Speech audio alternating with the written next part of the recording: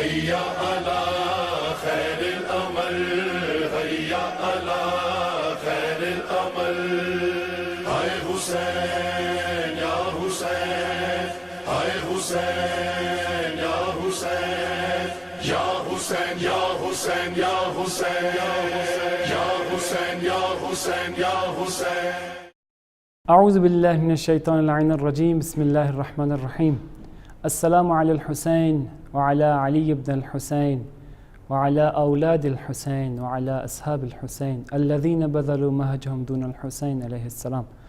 السلام علیکم ناظرین کرام، میں آپ کا میزبان سید مبشر عباس موسوی درسگاہ کربلا کے عنوان سے پروگرام لے کر آپ کی خدمت میں دوبارہ سے حاضر ہیں. ناظرین کرام، کربلا کے حوالے سے ہم مسلسل پروگرام لے کر آپ کی خدمت میں آ رہے ہیں، اور ہمارا مقصد اور ہمارا ہدف اس سے کیا ہے آپ جانتے ہیں کہ اسلامی تعلیمات کو ہم آپ تک پہنچانا چاہتے ہیں. کربلا سے جو درس ہم نے لینا ہے اور ہم نے جو درس لیا ہے اس کو آپ تک پہنچانا ہے. آج کا جو موضوع ہمارا ہے وہ عدل اور عدالت ہے. اسی حوالے سے آج بھی ہمارے ساتھ گفتگو کرنے کے لیے موجود ہیں حجت الاسلام والمسلمین سید احتشام حیدر رضوی صاحب. السلام علیکم. وعلیکم السلام ورحمۃ اللہ. بہت بہت شکریہ تشریف لائے آپ. شکریہ آپ کا. سلسلہ جاری و ساری ہے انشاءاللہ، اور یہ درس جو ہے جو ہم کربلا سے لے رہے ہیں، اور ایک ٹاپک لے کر ہم ہمیشہ سے ناظرین کی خدمت میں حاضر ہوتے ہیں. انشاءاللہ آج بھی ہم لے کے آئے ہیں، انشاءاللہ ہمارے ناظرین آپ سے استفادہ کریں گے. ہم شکر ادا کرتے ہیں پروردگار عالم کا کہ جس نے ایک بار پھر ہمیں یہ توفیق دی کہ ہم اس چینل کے ذریعے سے پیغام کربلا کو بے شک اپنے ناظرین اکرام تک پہنچانے کی سعادت حاصل کر رہے ہیں. ماشاءاللہ، تھینک یو. تو ناظرین کرام، جیسا کہ ہم نے بتایا آج جو ہمارا ٹاپک ہے وہ عدل اور عدالت ہے، احسان ہے، کہ کربلا سے ہم نے جو درس لیا وہ کیا ہے. ایک جو درس ہے وہ عدل ہے. جیسا کہ امام حسین علیہ السلام ان کے قیام کا بنیادی اہداف میں سے ایک عدل ہے. کیوں؟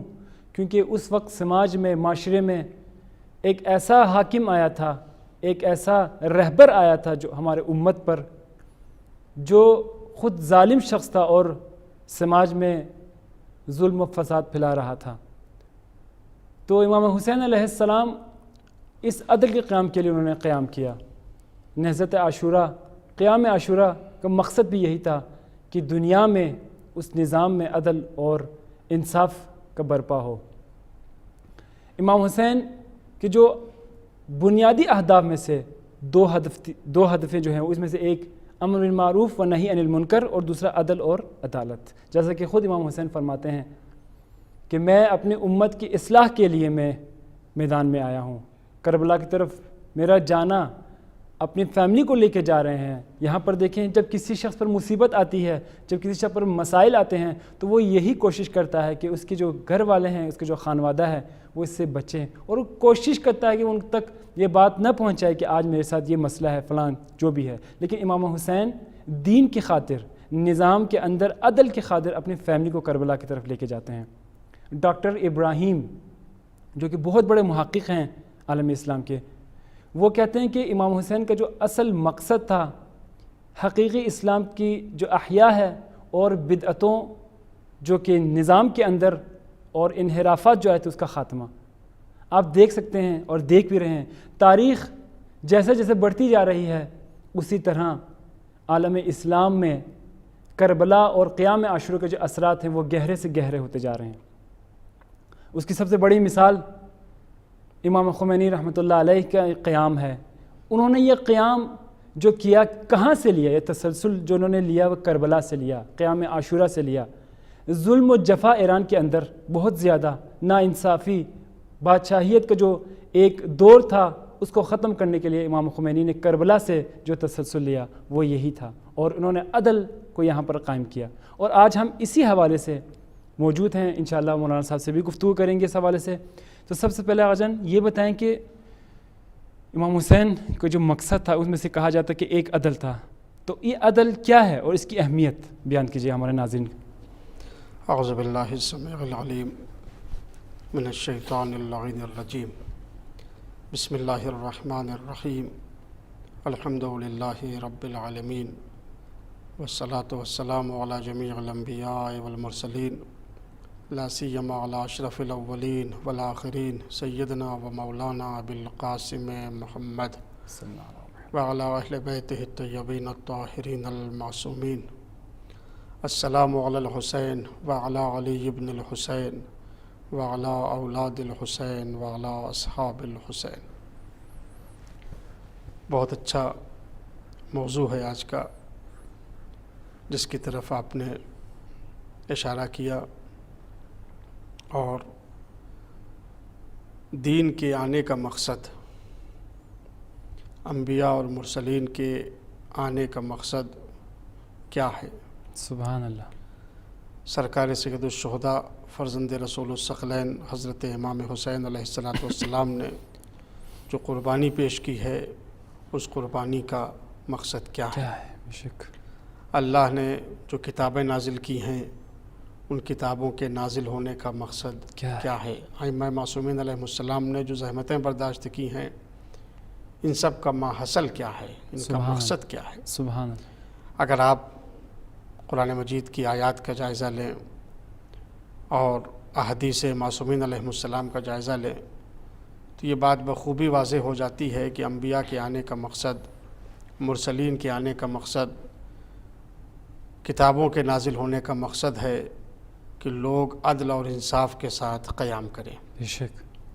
جیسا کہ خود قرآن مجید میں ارشاد ہو رہا ہے، لَقَدْ أَرْسَلْنَا رُسُلَنَا بِالْبَيِّنَاتِ وَأَنزَلْنَا مَعَهُمُ الْكِتَابَ وَالْمِيزَانَ لِيَقُومَ النَّاسُ بِالْقِسْطِ.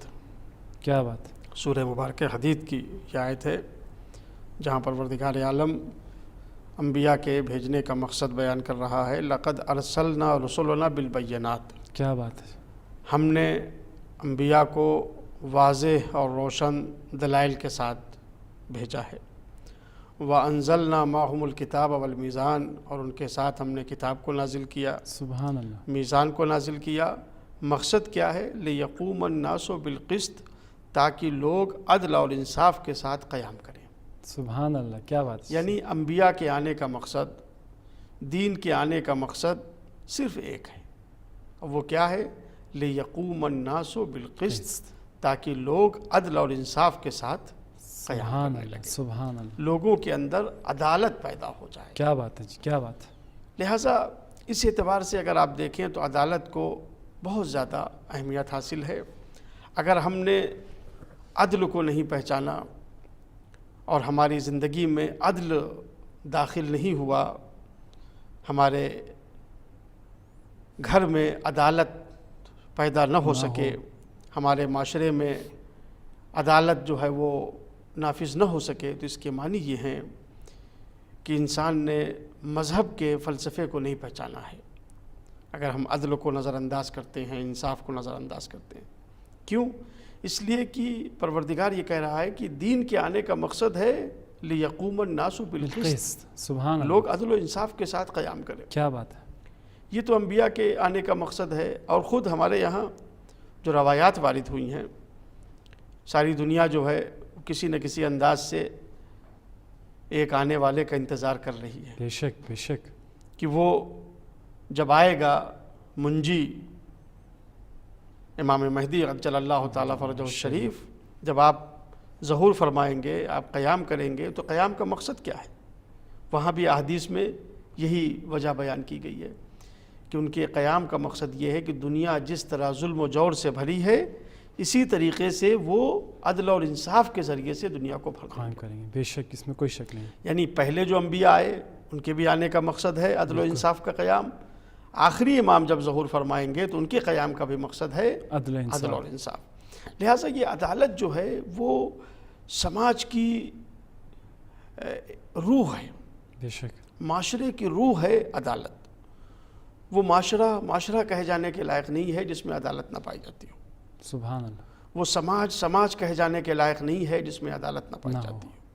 وہ نظام کہے جانے کے لائق نہیں ہے جس میں عدالت نہ پائی جاتی ہو. بے شک.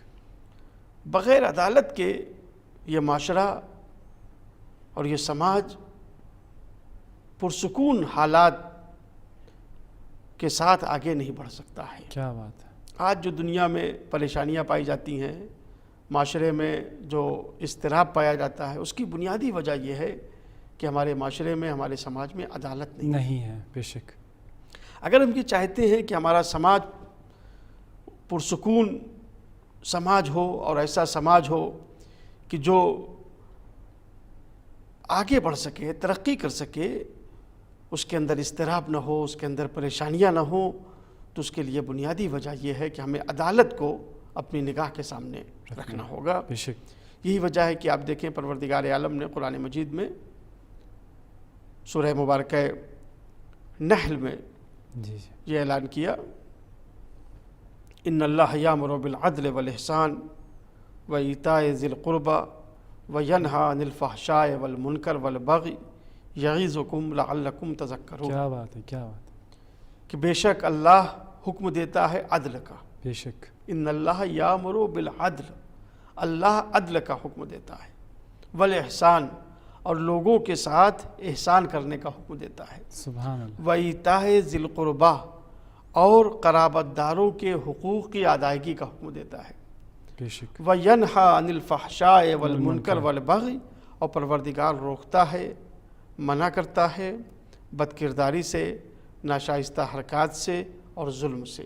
کیا بات ہے۔ یہی تمہارے پروردگار کی تمہارے لیے نصیحت ہے تاکہ تم اس سے کچھ نصیحت حاصل کر سکو۔ یہ آیت جس کی ابھی میں نے آپ کے سامنے تلاوت کی، یہ انتہائی اہمیت کی حامل ہے۔ بے شک۔ اس آیت کے بارے میں ایک بات مفسرین نے جو کہی ہے، اور ہمارے جو علماء ہیں انہوں نے جو اس آیت کو دیکھنے کے بعد جو دعویٰ کیا ہے وہ بہت ہی اہم ہے۔ دانشوروں کا کہنا یہ ہے، مفسرین کا کہنا یہ ہے کہ اگر قرآن مجید میں اس آیت کے علاوہ کوئی آیت نہ ہوتی، ان اللہ یامر بالعدل والاحسان وایتاء ذی القربى وینہی عن الفحشاء والمنکر والبغی، اگر اس آیت کے علاوہ قرآن مجید میں کوئی اور آیت نہ ہوتی، یعنی قرآن جو ہے وہ صرف ایک ہی آیت کے اوپر مشتمل ہوتا، سبحان اللہ، قرآن میں صرف یہ ایک آیت ہوتی، یعنی ایک پورے عدل کے لیے ایک ہی آیت ہے، پوری ایک آیت ہوتی قرآن مجید میں، اور کوئی سورہ نہ ہوتا، کوئی آیت نہ ہوتی، تو مفسرین کہتے ہیں کہ صرف اگر یہ آیت ہوتی تو اس وقت بھی ہم دنیا والوں کے سامنے یہ چیلنج کر سکتے تھے کہ اسلام میں ہر چیز کا بیان موجود ہے، سبحان اللہ، اسلام نے ہر چیز کو بیان کر دیا ہے۔ بے شک۔ مفسرین کا کہنا یہ ہے کہ پروردگار عالم نے پوری شریعت کا خلاصہ جو ہے، نچوڑ، وہ اس آیت میں بیان کر دیا۔ کیا بات ہے، کیا بات ہے۔ لہٰذا ایک دفعہ پھر ہمیں ترجمے کو دیکھنا ہوگا کہ آخر پروردگار عالم نے کیا بیان کر دیا اس آیت میں، جس کے لیے مفسرین یہ کہتے ہیں کہ اگر اس آیت کے علاوہ کوئی آیت اور نہ ہوتی قرآن میں تو ہم یہ کہہ سکتے تھے کہ ہر خشک و تر خدا نے بیان کر دیا ہے۔ سبحان اللہ، پروردگار عالم نے ہر چیز جو ہے وہ قرآن مجید میں بیان کر دی۔ سبحان اللہ۔ دیکھیں، 3 باتوں کا اس آیت میں حکم دیا گیا ہے اور 3 باتوں سے روکا گیا ہے۔ یہی اسلام کا کل خلاصہ ہے، یہی اسلام کی کل تعلیمات کا ماحصل ہے۔ اگر آپ کے پاس وقت نہیں ہے کہ آپ اسلام کی ساری تعلیمات کا مطالعہ کر سکیں تو کم سے کم یہ ایک آیت جو ہے وہ ہمارے اور آپ کی نگاہ کے سامنے ہونا چاہیے۔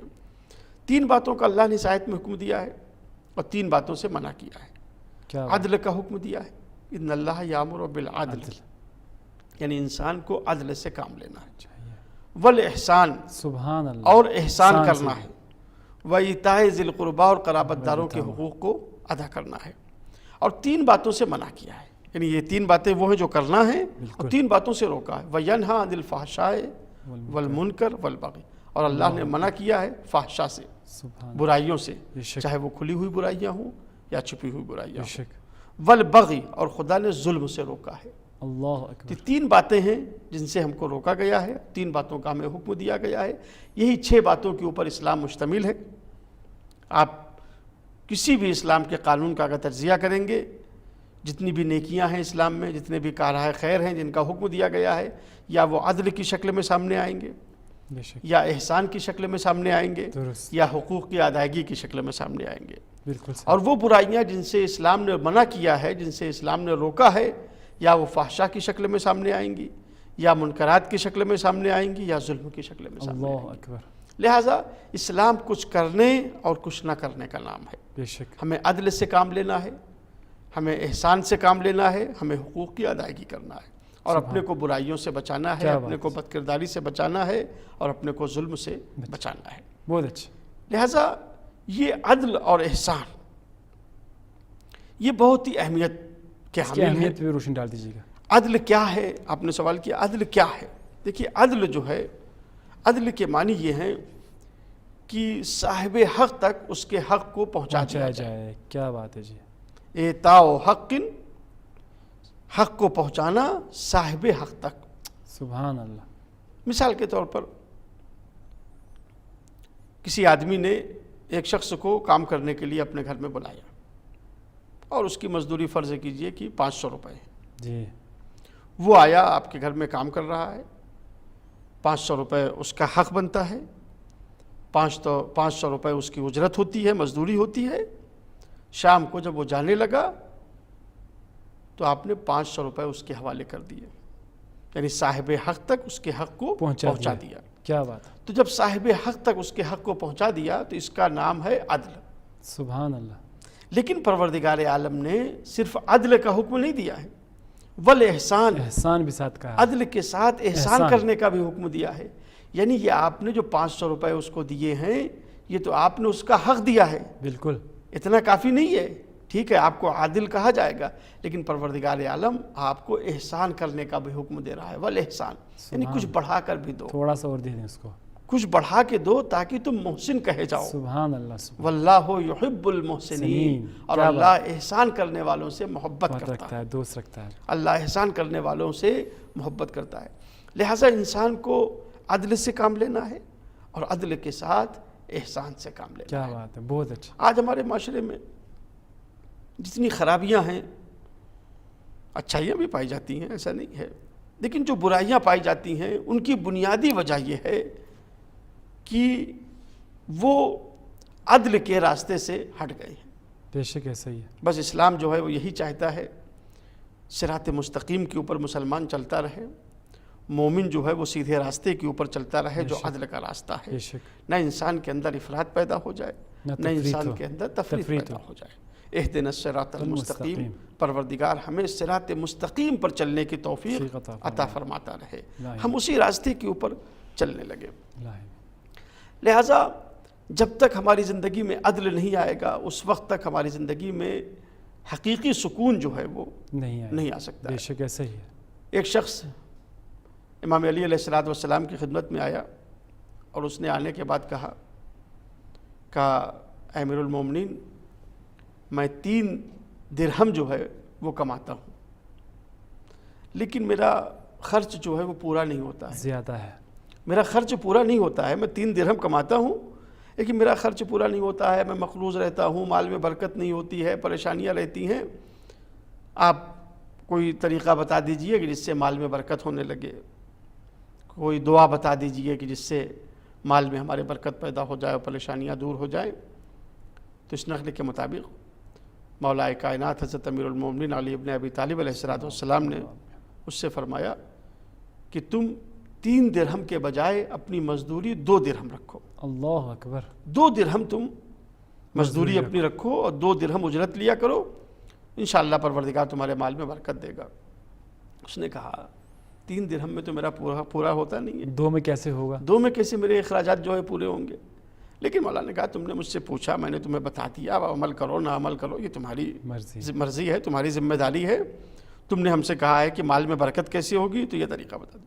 خیر اب چونکہ مولا کی بات تھی اور اس نے مولا سے پوچھا تھا، تو وہ باہر جب نکلا تب اس نے سوچ لیا کہ میں 3 درہم کے بجائے بس 2 درہم اپنی مزدوری لوں گا۔ اب جہاں گیا وہ کام کرنے کے لیے اور 2 درہم اس نے مزدوری لی۔ 1 مہینہ گزر گیا، ایک مدت گزر گئی۔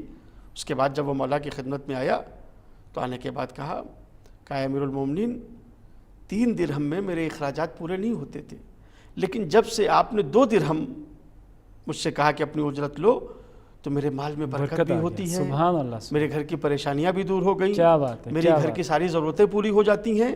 مولا یہ تو عجیب و غریب بات میں دیکھ رہا ہوں، 3 درہم میں میرا خرچ پورا نہیں ہوتا تھا اور 2 درہم میں میرا خرچ پورا ہو رہا ہے، اس کی وجہ کیا ہے؟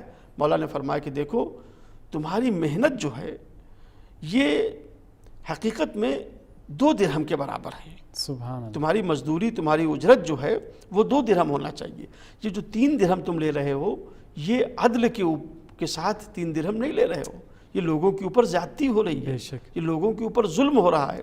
تو ظاہر ہے ظلم کے ذریعے سے جو پیسہ کمایا جاتا ہے اس میں برکت نہیں ہوتی ہے. عدل اور انصاف کے ذریعے سے جو پیسہ کمایا جاتا ہے اس میں برکت ہوتی ہے. سبحان اللہ. لہٰذا ہمارے لیے بھی ایک بہترین درس ہے بے شک کہ ایسا نہ ہو کہ انسان کے اختیارات ہیں اور انسان جو ہے وہ کاروبار میں ظلم کرنے لگے، جھوٹ بولنے لگے، فساد کے ذریعے سے پیسہ کمانے لگے، بے ایمانی کے ذریعے سے پیسہ کمانے لگے. نہیں، بے ایمانی کے ذریعے سے پیسے تو آ جائیں گے لیکن برکت ختم ہو جائے نہیں گی. ہوگی. وہ اضطراب جو ہے وہ زندگی میں رہے گا، بالکل رہے گا. اطمینان جو ہے وہ پیدا نہیں ہوگا. سبحان اللہ. لہٰذا انسان کو چاہیے کہ وہ عدل سے کام لے، انصاف سے کام لے اور ظلم کو اپنی زندگی سے دور رکھے. اسلام نے اپنے ماننے والوں کو ہرگز اس بات کی اجازت نہیں دی ہے کہ وہ کسی کے اوپر ظلم کرے. اللہ اکبر. آپ دیکھیں ائمہ معصومین علیہ السلام کی سیرت کو دیکھیں، سرکار سید الشہداء حضرت امام حسین علیہ السلام کی سیرت کو دیکھیں، مولا کائنات حضرت امیر المومنین علی بن ابی طالب علیہ السلام کی سیرت کو دیکھیں. آپ جب وصیت کرتے ہیں اپنے فرزند کو تو فرماتے ہیں بیٹا میں تم کو وصیت کرتا ہوں کہ دوست اور دشمن ہر ایک سے عدل اور انصاف سے کام لینا. کیا بات ہے. دشمن کے ساتھ بھی عدل کا وہ نصیحت، دشمن کے ساتھ بھی عدل اور انصاف سے کام لینا. یہ ہمارے مولا ہیں جو اپنے فرزند کے ذریعے سے یہ در حقیقت ہم تک پیغام پہنچا رہے ہیں. بے شک. ایسا نہ ہو کہ اگر ہماری کسی سے دوستی ہو جائے اور جب ہم اس کی تعریف کرنے کے اوپر آئیں تو عدل کے راستے سے ہٹ جائیں. بالکل صحیح بات. اور اگر کسی سے ہماری دشمنی ہو جائے اور ہم اس سے عداوت کرنے کے اوپر آئیں اور دشمنی ظاہر کرنے کے اوپر آئیں تو پھر عدل کے راستے سے ہٹ جائیں. نہیں، امام کی سیرت یہ ہے، امام کا طریقہ یہ ہے، امام کا ارشاد یہ ہے کہ دوست کے ساتھ بھی عدل و انصاف سے کام لو اور دشمن کے ساتھ بھی عدل اور انصاف سے کام لو. اور یہی وجہ ہے کہ آپ دیکھیں جو مولا کائنات کا دشمن ہے اس نے بھی مولا کائنات کی عدالت کا اقرار کیا ہے. بے شک. مولا کائنات کے کرم کا اقرار کیا ہے. بے شک. جس وقت مولا کائنات اپنا لشکر لے کر جب مارکہ صفین میں گئے اور ظاہر ہے کہ صفین کی لڑائی کافی لمبی کھنچ گئی، کافی عرصے تک یہ لڑائی جو ہے وہ ہوتی رہی. اور ایک دن شام کے لشکر نے فرات کے اوپر قبضہ کر لیا. جب فرات کے اوپر انہوں نے قبضہ کر لیا تو پانی بند کر دیا. امیر المومنین کے لشکر کے اوپر پانی بند کر دیا. لوگوں نے آ کے شکایت کی، کہا مولا شام کے لشکر نے فرات پر قبضہ کر لیا ہے، دریا پر ان کا قبضہ ہو گیا ہے اور انہوں نے پانی بند کر دیا ہے، کیا کیا جائے؟ مولا نے فرمایا تمہاری تلواریں کہاں چلی گئی؟ اللہ اکبر. تلواروں کو نکالو اور جا کر تم حملہ کرو. اب ظاہر ہے کہ جب مولا نے انہیں حملہ کرنے کا حکم دیا، اب یہ امیر المومنین کے لشکر نے حملہ کیا. شام کے لشکر نے فرات پر سے ان کا قبضہ ہٹ گیا.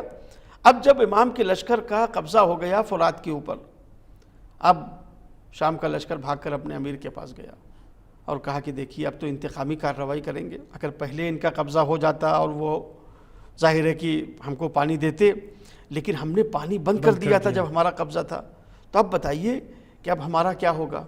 ہم لوگ تو پیاسے مر جائیں گے. تو امیر شام نے کہا کہ نہیں، میں علی کو خوب پہچانتا ہوں. اللہ اکبر. سبحان اللہ. علی اس کریم کا نام ہے جو کبھی پانی نہ بند کریں گے. کیا بات ہے، کیا بات ہے. آپ نے دیکھا مولا نے فرمایا کہ دوست کے ساتھ بھی عدل و انصاف سے کام کرو اور دشمن کے اوپر بھی عدل اور انصاف ہی کا تمہارا مظاہرہ ہونا چاہیے. دشمن کے ساتھ بھی عدل و انصاف سے جو ہے وہ تم کام کرو. سبحان اللہ. لہٰذا ہم امیر المومنین علی علیہ السلام کے چاہنے والے ہیں. ہم نے کربلا سے سبق لیا ہے. بے شک. تو ہماری زندگی میں ظلم نہیں ہونا چاہیے، بے شک. ہماری زندگی میں عدل ہونا چاہیے، ہماری زندگی میں انصاف ہونا چاہیے. اور سب سے پہلے یہ عدل و انصاف ہم خود اپنے گھر سے شروع کریں. بے شک. بہت اچھا. سب سے پہلے یہ عدالت جو ہے ہم خود اپنے نفس کی اصلاح کریں. احسنت. یعنی واقعی ہمیں کیا درس لینا ہے کربلا سے، ان مجالس عزا سے ہمیں کیا درس لینا ہے؟ سب سے پہلے ہمیں اپنی اصلاح کرنی ہے. سماج کی اصلاح بعد میں ہوگی، گھر کی اصلاح بعد میں ہوگی. سب سے پہلے ہم یہ عہد کریں کہ ہم عدل سے کام لیں گے، انصاف سے کام لیں گے. قرآن مجید نے کہا کہ حتیٰ تم گفتگو کرو تو اس وقت بھی تم عدل سے اللہ کام اکبر، لو. یعنی گفتگو میں بھی عدل کا انتخاب کرنا. گفتگو میں بھی عدل ہونی چاہیے، سبحان اپنی اولاد کے ساتھ، اپنے بچوں کے ساتھ. حتیٰ کہ کہا اگر تم ایک بچے کو بوسہ لو تو دوسرے بچے کو بھی بوسہ لو، بے شک بے شک. تاکہ یہ عدل کے ذریعے سے سماج میں، گھر میں، دوستوں کے درمیان یہ اطمینان پیدا ہو سکے. کیا بات ہے، کیا بات. یہی عدل جو ہے یہ دین کے آنے کا مقصد ہے. یہی انصاف جو ہے وہ انبیاء کی تعلیمات کا محصل ہے، ائمہ معصومین علیہ السلام کی تعلیمات کا محصل ہے کہ انسان کے اندر عدل پیدا ہو جائے. اور عدل کے ساتھ پھر احسان کا بھی حکم دیا گیا ہے کہ انسان جو ہے وہ احسان بھی کرے. سبحان اللہ، بہت بہت شکریہ. تو ناظرین دیکھا آپ نے کس طرح سے مولانا صاحب نے بہت خوبصورت انداز سے مطالب کو بیان کیا. ہمارے جو اذہان ہیں اس کو واقعاً کتنے ایسی چیزیں ہمارے ذہن میں تھی کہ صرف عدل اور احسان بہت سے لوگوں کو مطلب کو صرف پتہ تھا، لیکن مولانا صاحب نے بہت خوبصورت انداز سے بیان کیا. بہت شکریہ آغا جان آپ کا، آپ نے قیمتی اوقات سے وقت نکال کر تشریف لائے. اور انشاءاللہ ہم یہ سلسلہ جاری رکھیں گے. انشاءاللہ ابھی ناظرین کے ساتھ بھی ایک اور 2 پروگرام اور بھی ہیں ہمارے، انشاءاللہ ہمیں دیکھتے رہیے گا. ناظرین دیکھیں کربلا سے کیا ہم نے سبق سیکھا ہے. پچھلے مختلف ٹاپکس لے کر ہم آپ کی خدمت میں حاضر ہوئے کہ اگر آپ دیکھنا چاہتے ہیں پروگرامز کو بھی دیکھیے، اس کے علاوہ آپ اپنے اندر سوچئے، خود سوچئے کہ واقعاً ہم کربلا سے کیا چیزیں لے سکتے ہیں. بہت سی چیزیں ہیں اپنی زندگی کے ہر انفرادی اور اجتماعی جو مسائل ہیں ہم کربلا سے لے سکتے ہیں. اور آج کل جو ایام ہیں، ایام عزا ہیں، کس طرح سے لوگ کربلا جا رہے ہیں، کس طرح سے جانتے ہیں کہ ہزاروں نہیں کروڑوں لوگ کربلا، نجف سے کربلا کی طرف پیادہ روی کرتے ہیں، مشی کرتے ہیں. وہ سب امام حسین علیہ السلام مقصد ہے، لیکن وہ لوگ زیارت کرنے جا رہے ہیں اور ان کے جو دل ہیں وہ سب کربلا کی طرف ہے، اور وہاں جا کر وہ کیا کچھ حاصل کر سکتے ہیں.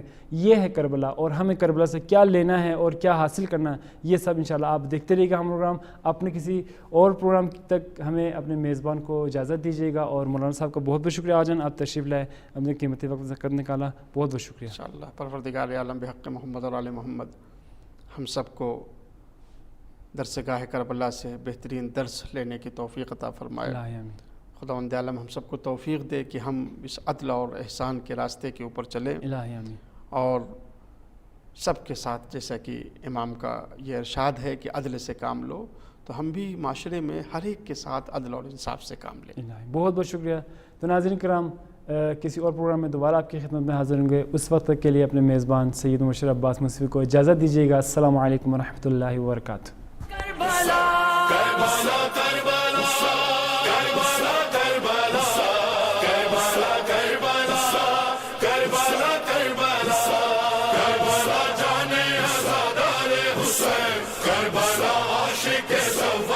Husayn, Husayn, Husayn, Husayn, Karbala, Aşık